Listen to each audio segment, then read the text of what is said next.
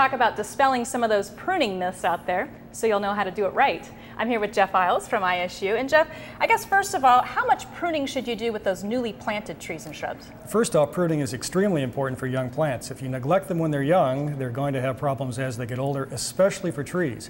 If a tree is going to grow 40 feet tall and you neglect pruning, you could have a big disaster in your front yard. So pruning is extremely important. As far as how much, that's a great question. I like to focus on the central leader. You want one central leader going right up through the center of the tree. You want good branch spacing around that leader. You want the branches spaced, you don't want them rubbing or crossing. Finally, you want to leave some of those lower branches on the tree. We find that those are very important in helping the tree develop stem taper and helping the roots develop. So resist the temptation to limb that tree up to facilitate mowing. Okay. Now what's your thought on the pruning paint? Right. These paints are still used in a lot of garden centers. You can buy them almost anywhere, but in my way of thinking, they're cosmetic. They really don't help the plant cope with wounds.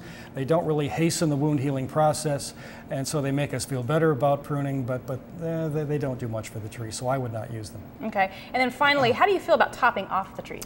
One of the worst things you can do for mature trees is to top them. That is, remove large parts of the tree and leave large open wounds. Trees can't cope with those wounds. We often have decay that settles in after the fact. So if you have a large tree and it's broken down, or it's too close to the house, or maybe it's a weak wooded species like silver maple, maybe the best thing to do is to remove it instead of topping. Topping is just not a good thing to do. Don't ever let anybody top your trees. Okay, well, thanks for setting us straight. And if you would like more information on pruning, be sure to log on to gardeninginthezone.com. I'm Liz Gelman.